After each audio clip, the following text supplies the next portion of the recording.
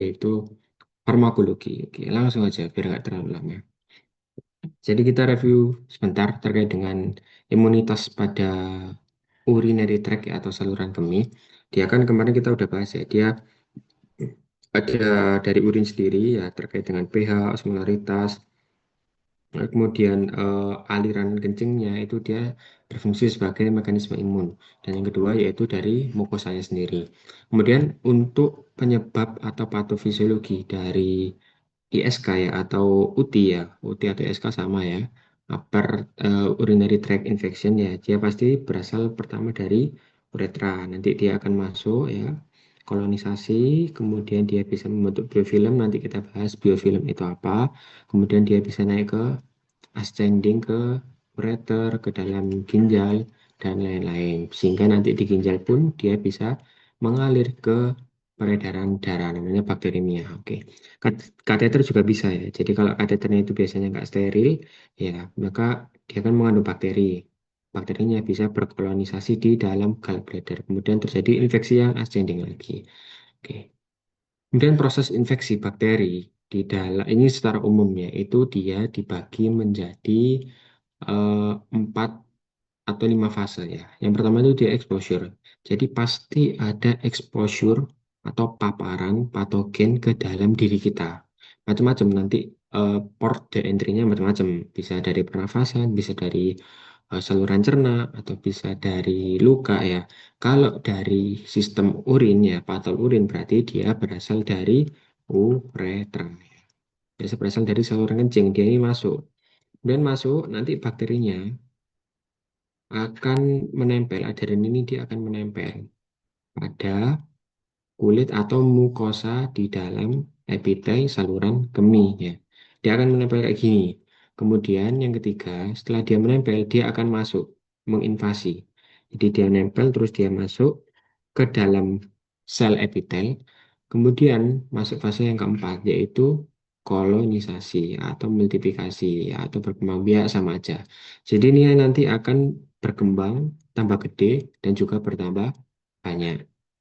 Baru setelah fase keempat ini ada fase kelima, yaitu muncullah gejala klinis ya dari patogen atau sesuai dari bakteri yang menginfeksi.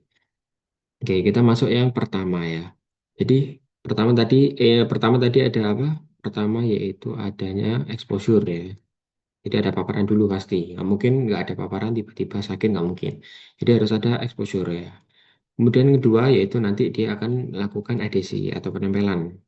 Apa yang ditempelkan antara reseptor patogen? Jadi ini patogen, ini sel epitel ya. Sel epitel, dia punya reseptor di sini. Kemudian epitel kita juga punya reseptor. Nanti dia akan nempel di sini. Nah, apa yang nempel? Ada yang namanya adesin, ada kapsul, villi, fimbriae yang ada di dalam patogen. Dia akan nempel di sel epitel mukosa. Kemudian yang ketiga, yaitu dia akan menginvasi. Dia akan masuk ya tadi ya. Masuk ke sini. Kalau udah masuk, dia akan memperbanyak diri. Ada banyak. Atau kolonisasi. Kemudian yang keempat, ada yang namanya faktor virulensi. Apa faktor virulensi? Faktor virulensi adalah suatu molekul yang diproduksi oleh patogen untuk meningkatkan kemampuan patogen tersebut menginfeksi kita atau menginfeksi host ya atau inang. Contohnya salmonella. Ini contoh adalah salmonella. Ini contohnya salmonella. Ini bakteri salmonella ini. Ya, dia itu di gambar ini dia itu punya yang namanya faktor virulensi. Ada di sini faktor virulensinya. Set. Nah, ini dia punya faktor virulensinya ini. SPI 2 dan SPI 1. Nah, fungsinya apa? Fungsinya dia itu untuk mempermudah invasi dan juga menghambat proses fagositosis. Ini yang di bakteri Salmonella ya. Jadi faktor virulensi itu masing-masing bakteri beda. Contohnya yang di gambar adalah Salmonella. Kemudian selain itu, ya Salmonella ini selain punya faktor virulensi, dia juga punya toksin. Contohnya ini enterotoksin. Ya, enterotoksin ini kalau dia di usus dia bisa menyebabkan sekresi air dan elektrolit ke lumen usus ya. Sehingga Keluhannya apa nanti? Jadinya diare. Ya. Kemudian dia juga punya endotoksin. Endotoksin, dia ini nanti akan menyebabkan gejala sistemik ya, menyebabkan demam. Ya. Atau ada ini memancing mediator inflamasi, makanya dia jadi demam. Kemudian selain dari toksin, dia juga punya ini buat motilitas ya. Motilitasnya apa? Contohnya ini, Fimbriae yang berguna untuk ini untuk penempelan. Kemudian juga punya antifagotik protein. Kemudian dia juga punya sitotoksin tadi ini ya, dan lain-lain ya. Dia juga punya flagella. Ini untuk yang contoh dari Salmonella. Oke, jadi faktor virulensi tadi, dia kan suatu enzim ya. Jadi suatu enzim atau suatu molekul yang dihasilkan khusus oleh patogen untuk menghancurkan sel agar mudah menginfeksi ya. Contohnya pada bakteri Streptococcus pyogenes ya. Dia itu akan menghasilkan hyaluronidase. Ini contohnya, ini satu. Hyaluronidase, dia itu akan merusak matriks sel ya. Jadi ini kan sel normal kayak gini. Karena dia itu menghasilkan hyaluronidase, maka sel-sel epitelnya dia akan rusak. Sehingga itu dia bisa menginvasi, masuk ke dalam sel epitel. Kemudian Streptococcus pyogenes, dia itu juga menghasilkan streptokinase. Ini yang kedua. Apa streptokinase? Ingat, streptokinase dia itu adalah anti koagulan. Ya, jadi dia itu menghancurkan fibrin, anti koagulan, anti pembekuan darah. Ya, jadi nanti dia akan menyebabkan, oh sorry, dia adalah fibrinolitik. Ya, dia adalah fibrinolitik. Jadi dia itu menghancurkan fibrin. Ya, menyebabkan ya streptokinase ini dia itu bisa menginvasi lebih dalam dari sel epitel. Kemudian yang ketiga adalah Staphylococcus aureus. Dia itu akan menghasilkan koagulase, namanya aja koagulase ya, yang menyebabkan pembekuan darah. Sehingga nanti ini terbentuk klot. Ya, ini klot melindungi patogen Staphylococcus aureus dari fagositosis. Jadi karena ada klot, klot ini kan dia gumpalan. Nah, sehingga dia akan lebih terlindungi dari sel-sel makrofag yang ingin memfagositosis. Nah, jadi kebalikannya saya kayak strokinase. Kalau strokinase yang si S biogenes tadi, Streptococcus pyogenes, dia akan menghancurkan fibrin. Jadi gumpalannya dihancurkan biar dia lebih mudah masuk ke dalam pembuluh darah ya, dalam vaskular. Tapi sebaliknya, kalau Staphylococcus aureus dia menginisiasi pembekuan darah ya, sehingga dia lebih terlindungi dari patogen karena ada gumpalan tadi, gumpalan darah ini gumpalan darahnya. Itu ya. Ini klot-klotnya ini klot. Jadi kebalikan. Kemudian bakteri itu dia juga menghasilkan toksisitas ya. Toksisitas itu adalah kayak racun lah, gampangannya racun. Dia itu dibedakan jadi dua, ada ekso, ada indo. Apa bedanya? Kalau ekso berarti itu merupakan toksin yang disekresikan oleh bakteri. Jadi bakterinya mengeluarkan. Tapi kalau endo berarti toksinnya itu adalah bagian dari bakteri tersebut. Biasanya bagian dari membran dinding sel. Sehingga nanti komposisi kimianya beda. Kalau exo, maka nanti karena dia menghasilkan, ya, dia mengeluarkan, maka yang dikeluarkan pasti adalah protein. Sebaliknya, kalau endotoksin, kan dia bagian dari dinding sel. Ya, ingat dinding sel salah satu bagiannya adalah LPS ini, lipopolisakarida. Maka bagian atau komposisi kimia dari endotoksin adalah LPS. Ya, kemudian untuk sumber bakterinya, seringnya, tapi nggak selalu seringnya, kalau eksotoksin itu disebabkan karena bakteri positif. Ya. Kalau endotoksin seringnya itu disebabkan oleh bakteri negatif. Oke. Lanjut. Selanjutnya adalah CAUT. CAUT adalah bukan kanker ya, CAUT ini adalah kateter associated associated UTI ya, urinary tract infection ya. Jadi ISK karena kateter ya, gampangannya gitu. Jadi ESK karena kateter itu disebabkan karena pembentukan biofilm pada kateter. Ya, apa sih biofilm itu? Ya, jadi biofilm itu adalah komunitas mikroorganisme yang dia itu melekat, nempel pada permukaan mana? Permukaan sel epitel dari saluran kemih yang dia itu diselubungi oleh EPS. Ini bahan dasarnya adalah EPS, extracellular polymeric substance. Ya.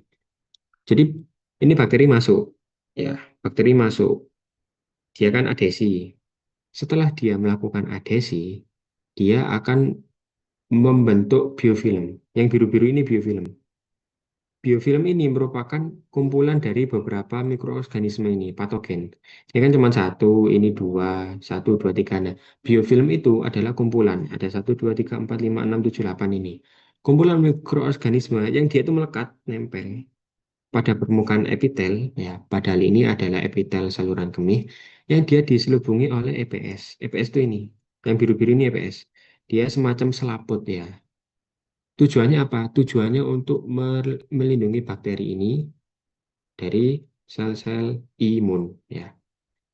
Maka sehingga kalau ini ya kateter ini dia mengandung bakteri yang dia nggak steril, cara pasangnya salah atau nggak septik, nggak steril, maka dia bakterinya tadi dia bisa membentuk biofilm di dalam kandung kemih.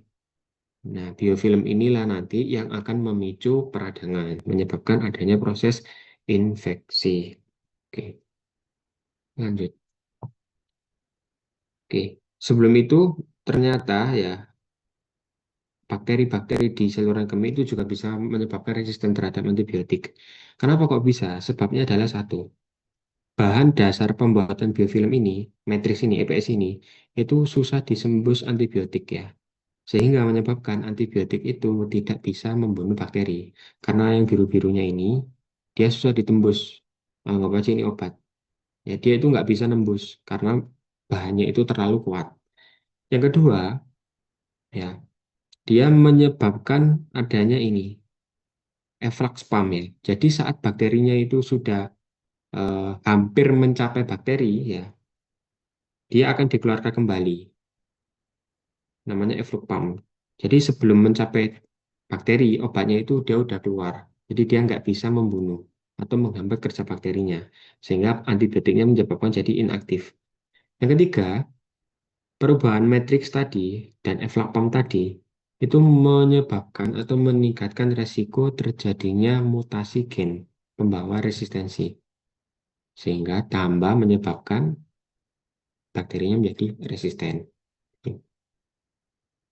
Oke. Sebelum aku lanjut ke materi UPEK ya, lanjut. Karena sudah 14.28, kita break sebentar ya, Rek. Buat sholat, nanti kita lanjut jam 14.45, sambil nunggu yang lain buat join, gitu ya. Silakan istirahat dulu.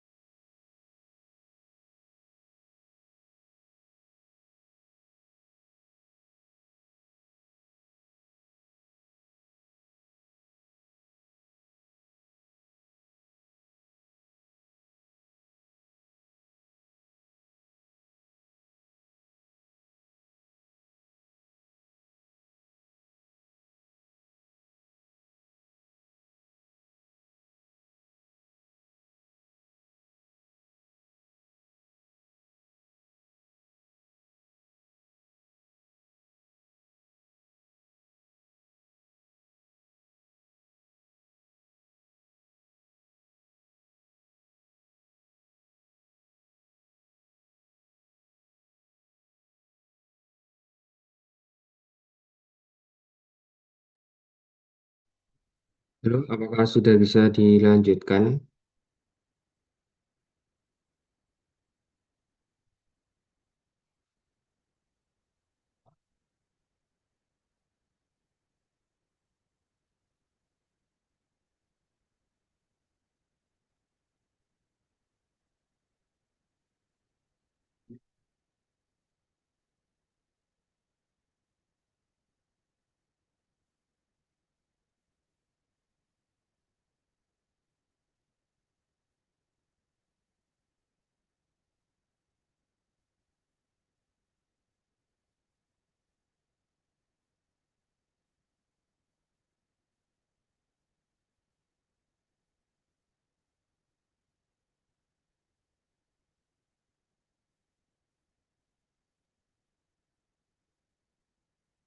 Halo, Rek, mau sudah bisa dilanjutkan? Atau masih ada yang ditunggu?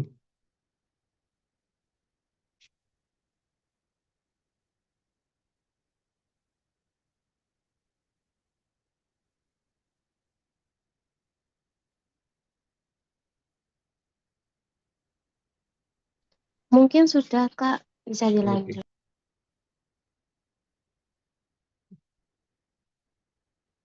oke, oke. Oke. Oke, lanjutkan ya untuk materi mikrobiologi ya. Di sini farmako. Oke. Jadi kita lanjutkan pembahasan kita yaitu tentang bakteri-bakteri apa aja yang sering seliweran ya di sistem patal urin ya. Yang pertama yaitu adalah UPEC. UPEC. UPEC ya. UPEC ini apa kepanjangannya? UPEC adalah Uropathogenic Escherichia coli ya. Jadi UPEC adalah bakteri E. coli yang khusus pada saluran uro, yang dia sifatnya adalah patogenik. Jadi dia ini berbeda dengan E. coli yang ada di saluran cerna ya, yang ada di usus ya. X ini berbeda ya, jadi beda. Kalau yang E. coli di usus kan dia flora norma, dia sifatnya kan baik, non patogen. Kalau yang UPEC ini, uropathogenik Escherichia coli ini adalah yang sifatnya patogen, yang jahat ya. Oke, dia termasuk dalam famili Enterobacteriaceae. Ya, panjang ya namanya, Enterobakteri lah gampangnya gitu. Sifatnya apa? Sifatnya bakteri Ubac ini, dia adalah gram negatif. Basil, bentuknya kayak batang. Dia bisa motil, bisa non-motil, dan anaerob fakultatif. Maksudnya apa? Anaerob fakultatif ini adalah dia fakultatif. Jadi sebenarnya dia bisa aerob atau anaerob, dia nggak masalah. Dia bisa adaptasi itu. Media kultur yang dibutuhkan untuk UPEC ini atau untuk E. coli ini, yang patogen ini adalah namanya McConkey agar ya. Jadi McConkey agar ini dia itu ada eh, dua yang diukur ya. Yang pertama ya, yang pertama dia itu memberikan dia itu pakai garam empedu dan juga kristal violet. Ya. Nanti dia itu membu dua-dua dua sifat ini dia akan membunuh bakteri gram positif, gram positif. Sehingga kalau ada bakteri gram positif ya yang ada di Mekong agar ini, maka dia harusnya dia nggak tumbuh, tidak tumbuh. Tapi begitu pula sebaliknya. Garam empedu dan juga kristal violet ini sifatnya dia mendukung bakteri gram negatif ya. Sehingga nanti kalau ada bakteri gram negatif yang dikultur, maka nanti hasilnya adalah ada pertumbuhan bakteri gram negatif gitu ya. Jadi dia kill bakteri positif dan menyebabkan pertumbuhan bakteri gram negatif ya. Ini yang pertama ya. Jadi untuk media McConkey agar dia itu menggunakan garam empedu dan juga kristal violet. Dua, dua, dua zat ini dia itu akan membunuh bakteri gram negatif. Sehingga saat kita lakukan pewarnaan ya ini di sini kemudian kita tumbuhkan bakterinya kan kita nggak tahu ini bakterinya positif atau negatif dulu. Nah, kita kasih bakterinya kita warnai di sini. Kalau ternyata dia itu gram positif maka dia tidak akan berkembang biak, nggak ada bakterinya karena dia dibunuh sama ini dua ini. Tapi kalau ternyata dia berkembang maka dia hampir bisa dipastikan bahwa dia adalah bakteri gram negatif. Kemudian selanjutnya kita harus bisa membedakan bakteri gram negatifnya itu dia itu pakai laktosa atau enggak ya. Jadi yang kedua, selain dari garam empedu dan kristal violet, dia itu pakai laktose. Ya, dia akan memberikan diferensial ya pada media. Nanti untuk yang laktosa ini dia hasilnya akan ada jadi dua. Yang pertama, bakteri yang laktosanya positif sama bakteri yang laktosanya negatif ya. Kalau bakteri gram negatif, berarti ini kan udah gram negatif kan ini. Bakteri gram negatif yang dikatakan dia itu laktosa positif, berarti dia itu bisa fermentasi laktose menjadi asam, asam yang sederhana. Warnanya apa nanti? Warnanya nanti berubah jadi merah. Ya, contohnya di gambar yang ini yang pertama ya. Berarti dia ini adalah laktose positif. Oke, contoh bakterinya apa? Contohnya adalah UPEC sama Klebsiella yang kita bahas UPEC ini. Ya, kalau ternyata bakterinya itu dia termasuk yang laktose negatif ya, maka dia itu pencernaan bakterinya nggak pakai laktosa ya, tapi dia itu pakai pepton ya. Sehingga nanti nggak akan ada fermentasi, nggak akan ada asam, dan juga nggak akan ada warna. Biasanya jadinya kuning ya atau tanpa warna. Ini yang kedua. Berarti ini laktosanya negatif. Contohnya apa? Contohnya adalah Salmonella typhi ya buat tipes Shigella shigellosis ya itu bakteri negatif yang laktose negatif. Oke. Jadi untuk pemeriksaan McConkey agar itu kan ada dua ya. Nah, pertama dia membedakan dulu gram positif negatif ya. Kalau dia positif berarti dia nggak ada bakterinya. Tapi kalau dia tumbuh bakteri berarti dia gram negatif ya. Itu yang pertama. Yang kedua pakai laktose ya. Kalau ternyata warnanya nanti jadi merah, berarti bakterinya itu dia punya laktose, sehingga dia bisa memfermentasikan laktose jadi asam.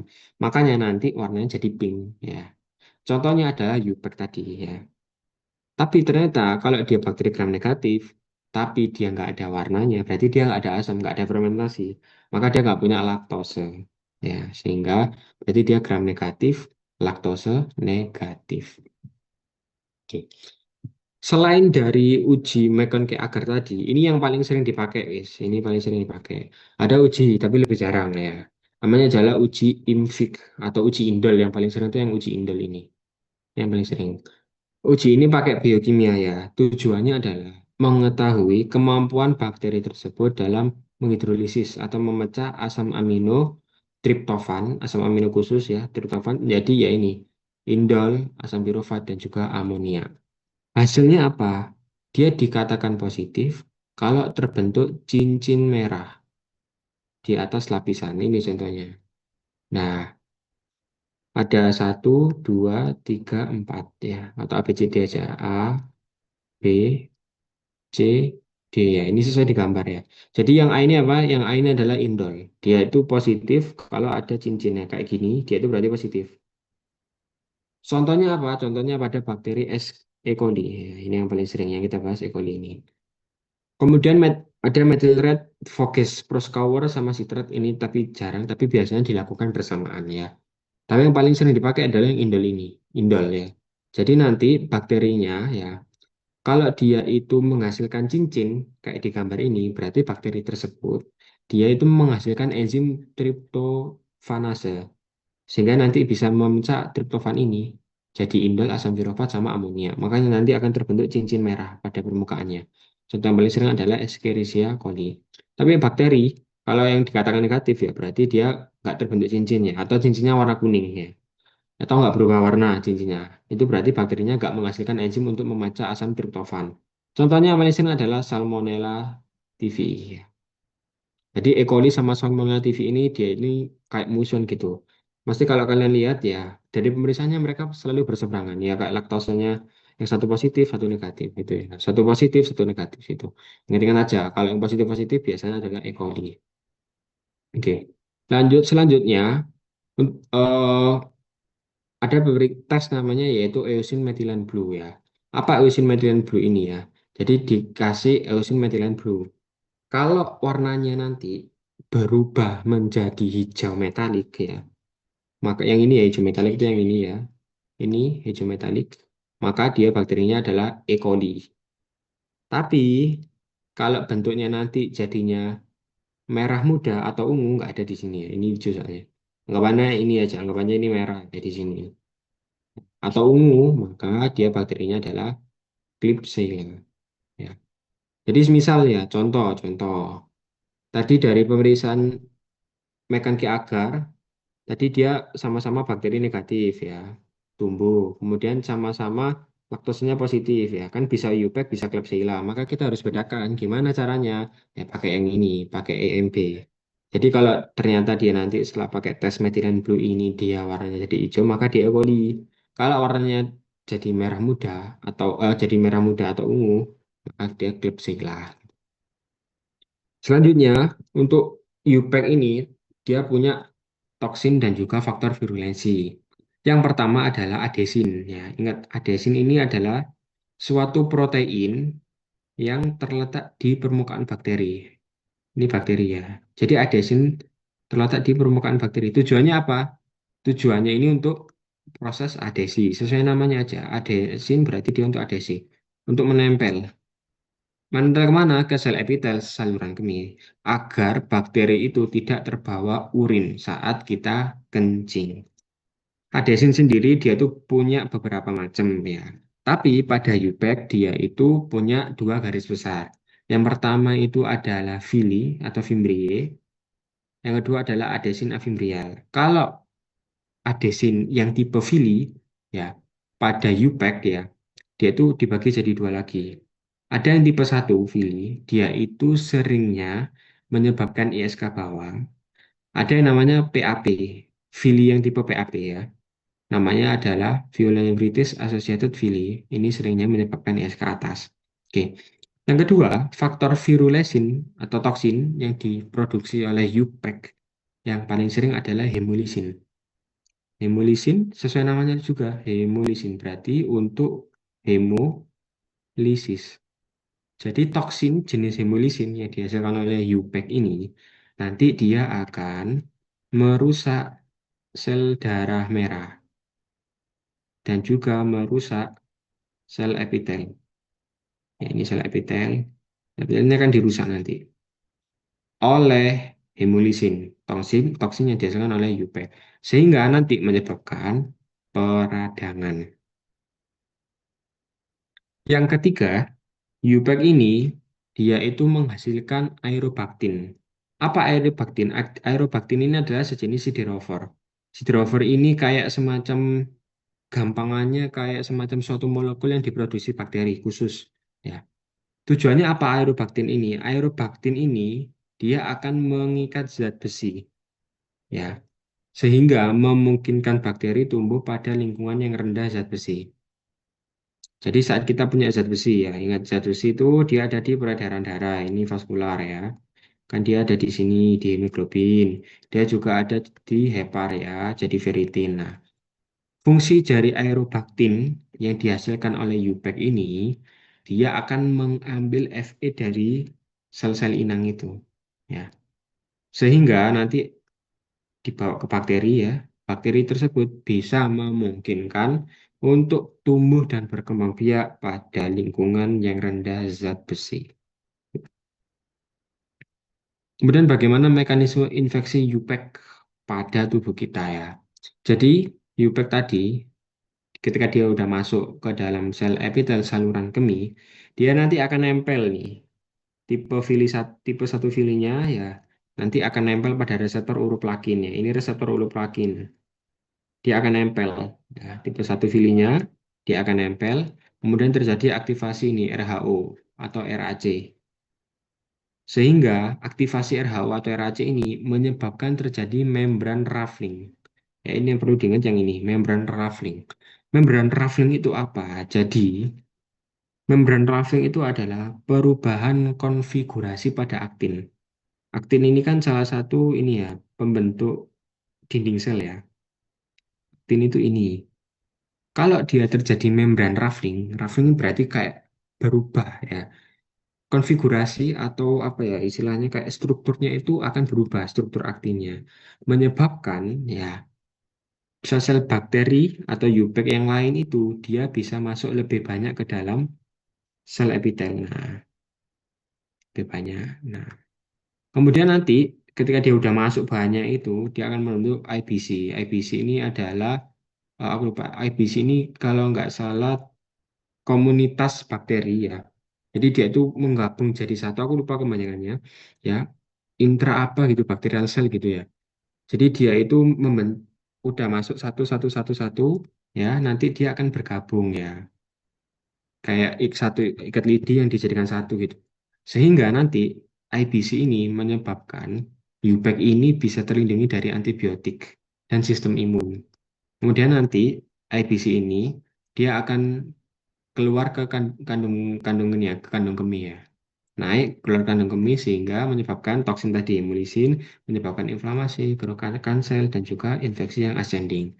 Nah, gitu ya. Jadi UPEC tadi masuk, dia adesi, kemudian menyebabkan terjadinya membran ruffling. Apa membran ruffling ini? Dia merubah konfigurasi aktin, mengubah struktur dinding sel ya, sehingga bakteri UPEC tadi bisa masuk lebih banyak ke dalam sel, gitu. Ingat, UPEC berarti terjadi membran ruffling yang merubah konfigurasi aktinnya. Oke, lanjut. Bakteri yang kedua yaitu Staphylococcus saprophyticus ya. Dia itu beda kayak UPEC. UPEC tadi kan gram negatif ya. Kalau yang Staphylococcus saprophyticus dia itu gram positif. Kokus berarti kayak anggur ya. Ini ya. Ini kayak anggur ini. Anaerob fakultatis ya. Sama koagulase. Seringnya di wanita dan seringnya berkolonisasi di GI tract, terutama di rektum. Ya. Ada dua tes ya untuk Staphylococcus saprophyticus ya. Pertama adalah tes katalase. Apa tes katalase ini ya? Jadi tes katalase ini untuk mengecek ya apakah bakteri tersebut dia punya enzim katalase. Ya, enzim dia itu pakai, jadi nanti bakteri ini kan di usapan di apa hapusan kaca, bakterinya taruh di sini nanti. Kemudian ditetesi H2O2, hidrogen peroksida ya, H2O2. Kalau bakterinya itu dia mempunyai enzim katalase, ya enzim katalase, maka dia nanti bisa memecah dari H2O menjadi O2, sehingga nanti terbentuk gelembung. Tapi kalau ternyata bakterinya nggak punya enzim, maka ya nggak ada apa-apa, kayak yang bawah ini. Ya. Sehingga kalau bakterinya kita hapus di hapusan kaca, kemudian kita tetes ya O2, kalau dia terbentuk gelembung gas, gelembung udara ini ya, maka dia namanya tes katalasenya positif. Berarti bakteri tersebut punya enzim katalase untuk memecah hidrogen peroksida. Contohnya di bakteri Staphylococcus saprophyticus. Kalau dia itu negatif, berarti dia nggak ada apa-apa, ya, nggak ada yang terjadi, nggak ada enzim katalase. Contohnya di bakteri Streptococcus. Ini yang pertama.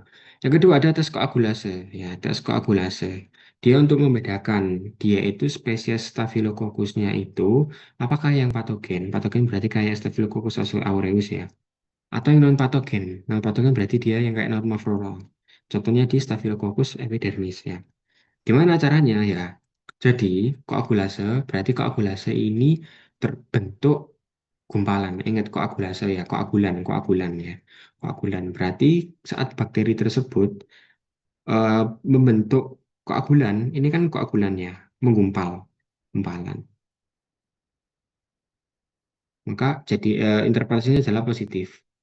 Tapi ternyata kalau dia encer, ya ini encer, nggak terbentuk gumpalan, encer. Maka interpretasi dari tes koagulasinya adalah negatif. Oke. Selanjutnya, selain dari dua tes itu, yang sering adalah pakai ini, mannitol salt agar ya. Ini untuk yang Staphylococcus tadi ya. Tujuannya apa? Jadi dia itu menggunakan garam dan juga mannitol sebagai agen selektif. Kok bisa ya? Jadi prinsipnya ini ada 4 prinsipnya. Yang pertama, bakteri jika dia dapat tumbuh pada media mannitol salt agar ini, berarti dia tahan garam. Karena kan ini pakai garam. Kalau bakterinya bisa tumbuh, berarti dia kan tahan garam. Tapi kalau bakterinya nggak tumbuh, berarti dia nggak tahan garam. Contohnya bakteri gram negatif, Streptococcus gitu ya. Aku ulang, kalau pada media mannitol salt agar, ingat dia kan pakai garam. Kalau bakterinya tumbuh berarti dia tahan garam bakterinya. Contohnya di Staphylococcus. Tapi kalau dia nggak dapat tumbuh berarti nggak tahan garam. Contohnya dia di gram negatif atau Streptococcus ya. Kemudian prinsip yang kedua yaitu ini. Kalau bakteri dapat memfermentasi mannitol, maka dia nanti ingat fermentasi biasanya hasilnya asam. Merubah koloni bakteri jadi warnanya kuning nanti.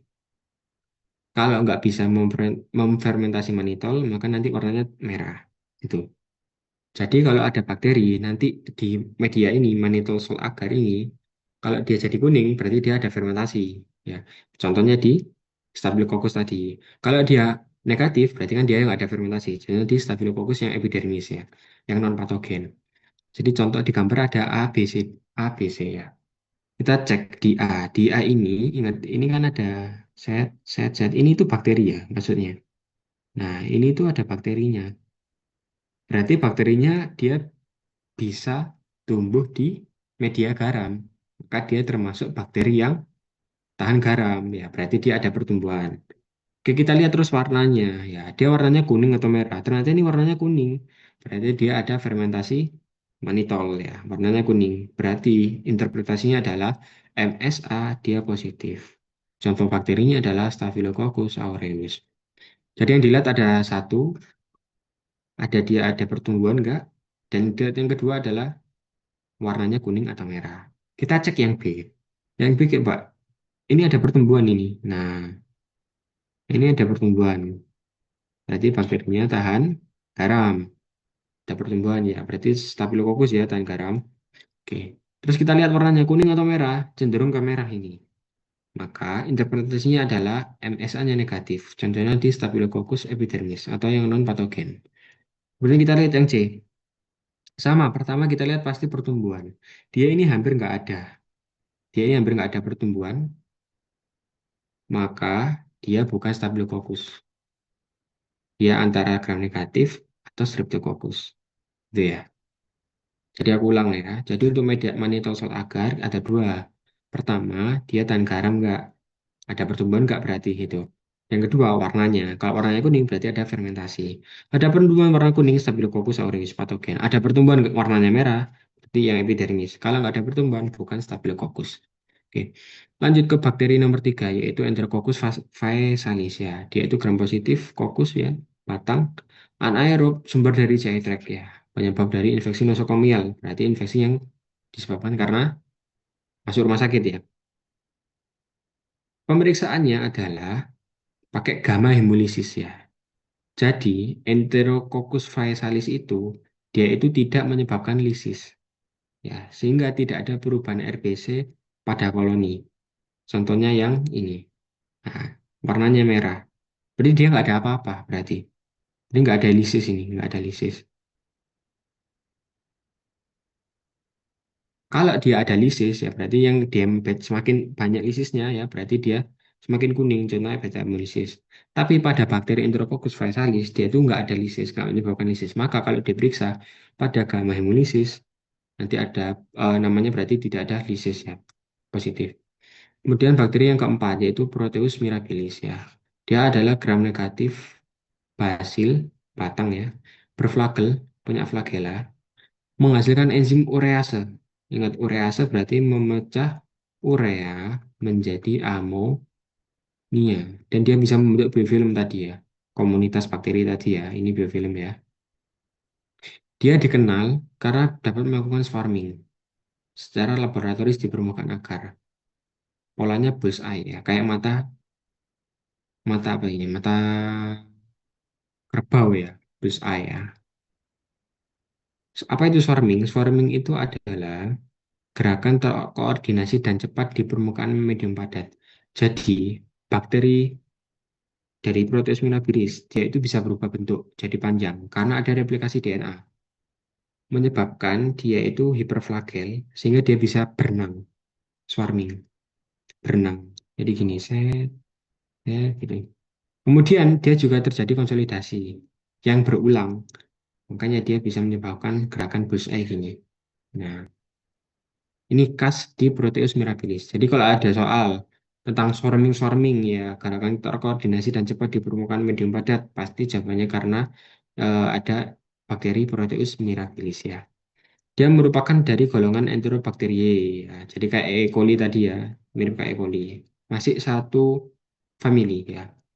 Dan sering banget ditemukan pada catheter associated urinary tract infection ya. Jadi ISK karena kateter. Nanti karena dia menghasilkan urease, ya maka nanti uji ureasenya akan positif. Ingat penyebab CAUT terbanyak yaitu bakteri Proteus mirabilis, bukan E. coli ya. Kalau E. coli penyebab ISK secara umum.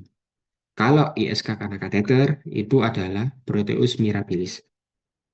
Oke, lanjut. Untuk faktor virulensi dari Proteus mirabilis ya, dia itu pertama dia bisa dia kan berkatan ya, dia bisa membentuk biofilm, itu yang pertama.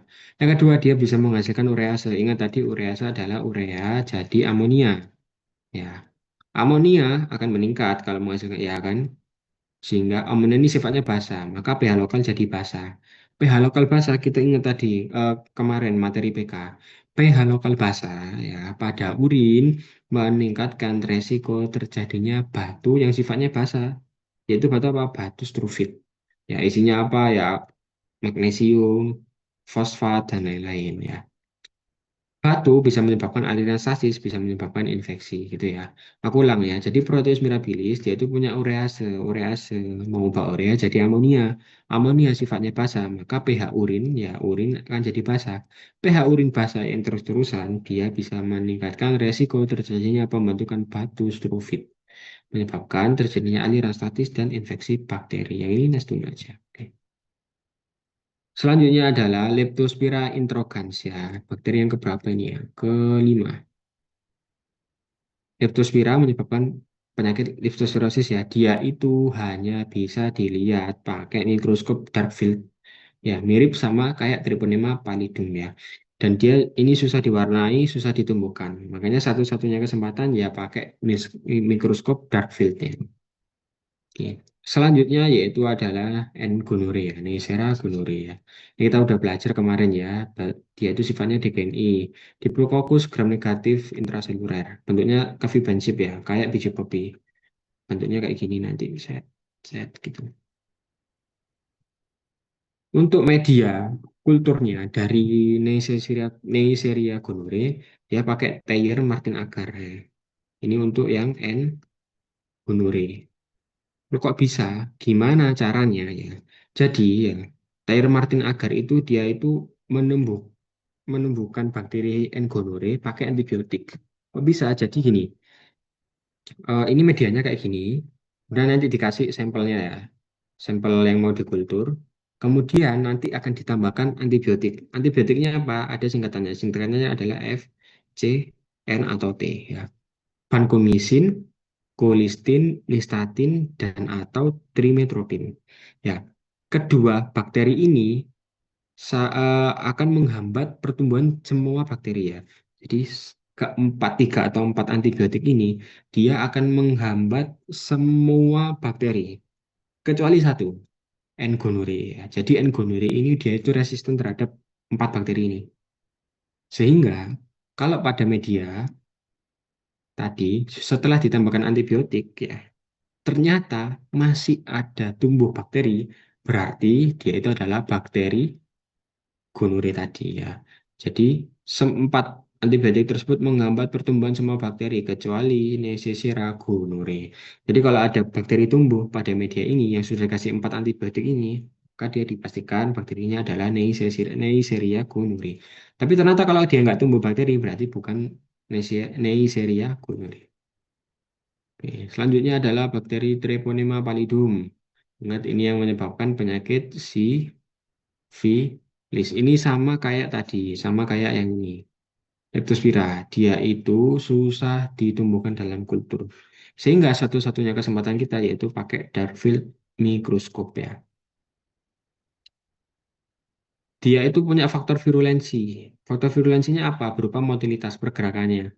Pergerakannya apa? Jadi dia itu punya namanya filamen aksial. Ya, kita udah bahas kemarin. Jadi itu kayak gini ya. Jadi kayak muter-muter gini nanti. Gerakannya berputar kayak kayak garpu yang muter spaghetti. Ya. Dia akan muter gini, set, set, set, set, set, gini. Gini. Itu khas pada Treponema pallidum ya.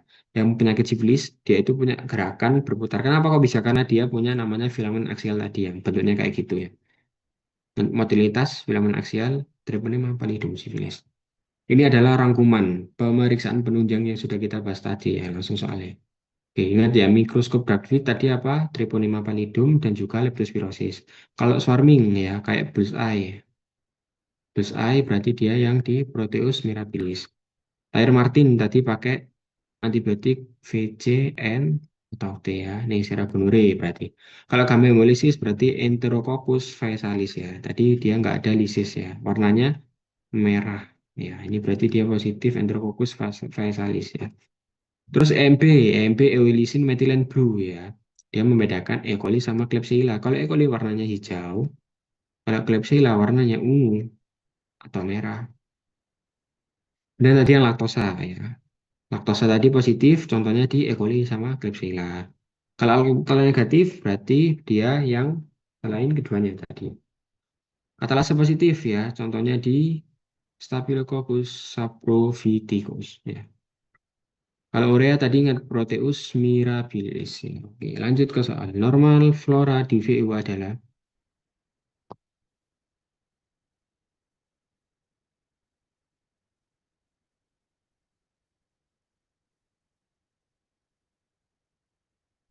E. coli, E. coli. Oke, aku belum jelasin kayaknya. E. coli salah, E. coli kan di usus ya. VU, oh nggak apa-apa, langsung pembahasan aja. Oke, jawabannya adalah tidak punya normal flora ya. Sebenarnya kurang tepat ya kalau tidak punya ya. Sebenarnya ada cuman sedikit ya. Jadi eh, VU ini VU ya, ini nggak baca VU, ini urin. Selama ini VU itu, ini kan VU, itu dia dianggap steril ya. Jadi dia itu tidak ada bakteri dan juga dia tidak ada norma flora apapun ya. Sehingga jawabannya adalah E. Tapi ya yang kubaca ya, untuk yang penelitian terbaru yang pakai alat canggih ya, pakai mikro-mikro apa gitu, pokok alatnya canggih ternyata di dalam VU itu ya, yang terbaru ya, di dalam VU itu dia itu punya mikro lingkungan mikro untuk beberapa bakteri ya. Salah satunya yaitu Lactobacillus ya. Jadi ternyata VU itu dia nggak steril-steril banget ternyata. Dia juga punya flora normal sebenarnya. Lactobacillus ya. Tapi kalau dikatakan VU steril nggak ada normal flora juga benar sebenarnya. Nggak masalah. Ya, karena ini jumlahnya cuma sangat kecil gitu.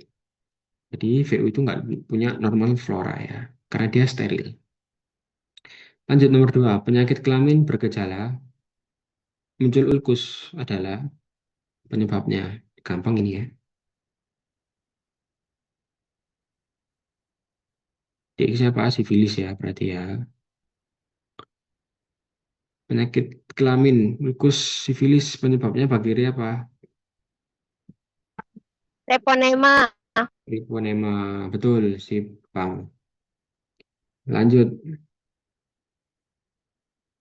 pemeriksaan. Oh ini mencocokkan ya, mencocokkan arah panah ya. Oke, mikroskop dark field, kemana ini arah panahnya? Dark field, ada yang tahu?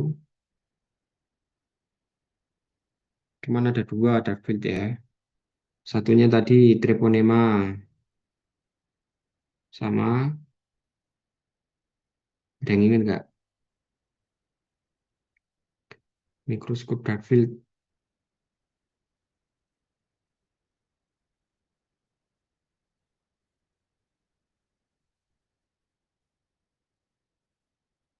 nggak bisa dark field, treponema sama satu lagi,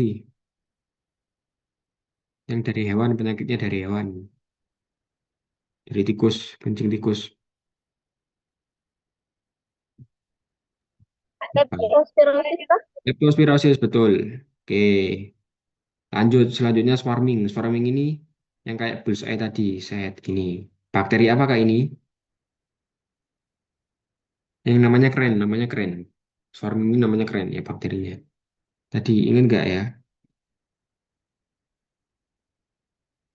Swarming di manakah bakteri swarming? Ingat-ingat apa? Dia membentuk bullseye. Saya dia menyebabkan ini namanya satu-satu keren ya, Proteus mirabilis. Nah, ini swarming. Kayak Tire Martin. Tadi yang pakai bakteri ini VCNT. Vancomycin, cysteine, statin, trimoprim. Bakteri apakah ini? Menyebabkan raja singa. Bakteri apa? Treponema juga, tak Kak? Bukan. Raja singa. Kok raja singa? Ini loh, sorry, salah. Gonore ya. Ingat ya, Tire Martin ya. Agak aneh ya namanya ya. Jadi dia itu perusahaan Neisseria gonorrhea ya. Dia dikasih 4 antibiotik tadi ya. Dia itu menghambat semua bakteri kecuali gonorrhea. Nanti kalau sudah dikasih 4 antibiotik ini tumbuh bakteri, maka dia bakteri gonorrhea. Berarti ini di sini gonorrhea. Selanjutnya gamma hemolysis. Gamma hemolysis berarti dia nggak ada lisis tadi ya di skip dulu aja wis nanti ini susah. Ini aja EMB. EMB ini ethylene methylene blue. Dia itu untuk interpretasinya ada dua, ada hijau metalik tadi, sama ungu atau merah. Ada dua bakteri. Bakteri apakah itu? Klebsiella sama E. coli bukan, Kak? Betul, betul. Yang hijau yang di E. coli. Kalau yang ungu merah di Klebsiella ya. Lanjut laktose. Ingat laktose ini gampang tadi laktose ya di awal-awal. Laktose pakai Mac Yang konki S. agar. Saprophyticus. Oke, kita keep ya. Oke, terus yang kata lase. Katalase sama tadi ya. Katalase itu untuk membedakan dia itu Staphylococcus aureus atau Staphylococcus satunya.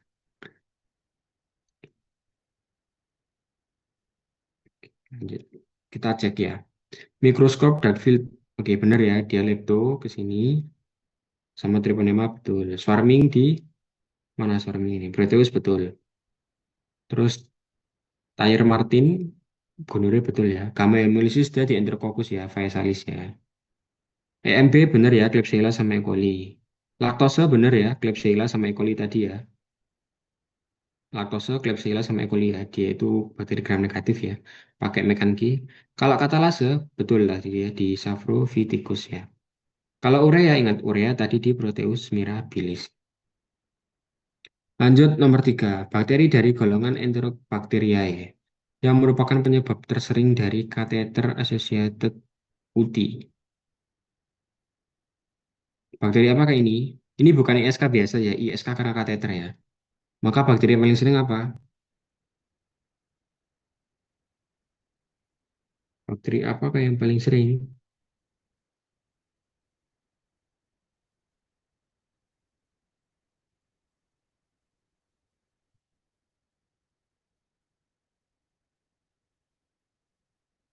Namanya keren. Proteus mirabilis. Proteus mirabilis. Betul, Proteus ya. Kalau UPEC ini SK biasa ya. Kalau karena kateter Proteus mirabilis. Lanjut nomor 4, ada 10 soal ini. Ada 10 soal, pers nanti kurang farmakologi dikit. Apakah ciri pertumbuhan karakteristik dari bakteri Proteus tadi? Ya, gampang ini. Yang kayak gini tadi bentuknya, kayak bullseye. Yang mana? Warming. Warming. Oke, betul. Lanjut, setelah memasuki sel inang, UPEC akan memanggil Fe dari sel inang untuk kebutuhan hidupnya. Molekul apa yang digunakan untuk melakukan hal tersebut? Ini faktor virulensi.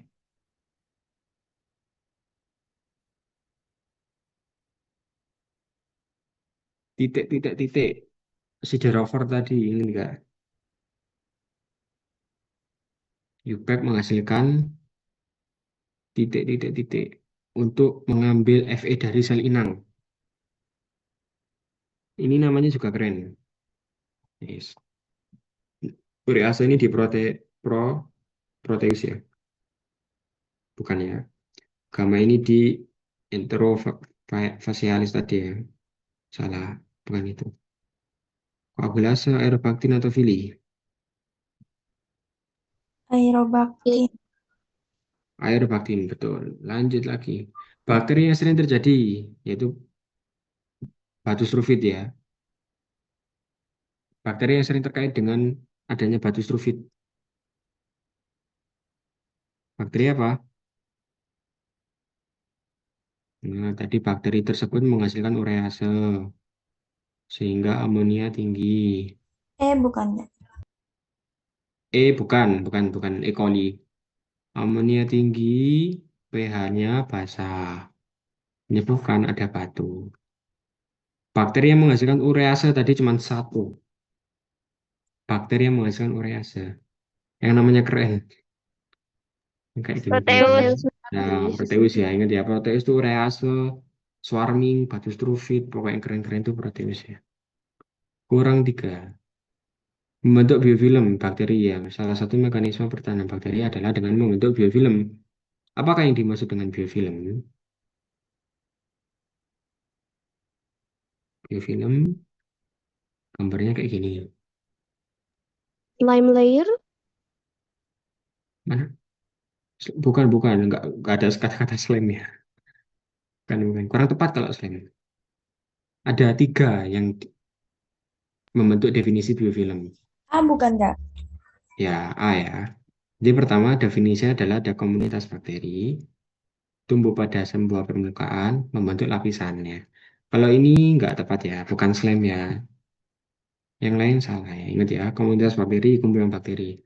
Nempel di permukaan membentuk lapisan biofilm. Lanjut, bagaimana cara bakteri UPEC melakukan invasi ke dalam sel inang?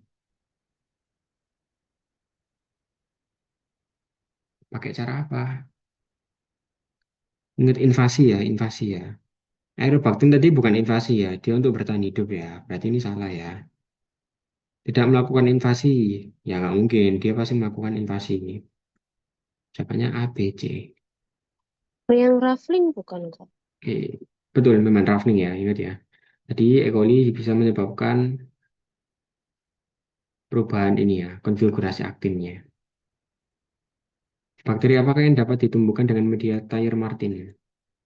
Yang pakai bakteri ini, Kembang ini. Thyer Martin, yang pakai antibiotik ini, empat ini. Yang semua, Chlorella. betul. Sip, gelure. Oke, lanjut. Bakteri yang bergerak menggunakan aksial filamen. Filamen aksial ya. Oke, yang geraknya kayak garpu.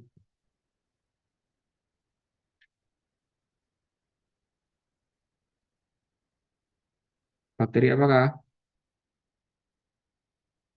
Kayak garpu gini nanti gerakannya dia muter gitu.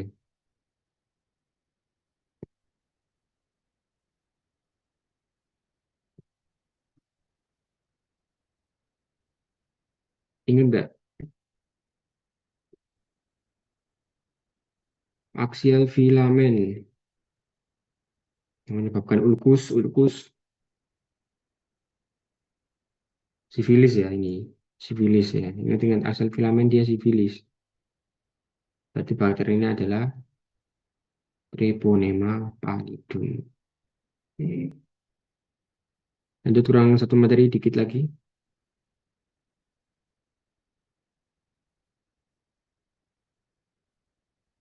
Ini farmakologi. Ini nggak semuanya. Ini selain 59 nggak semuanya ya. Nanti aku cantumin aja kalau kalian mau baca. Ini nggak semuanya.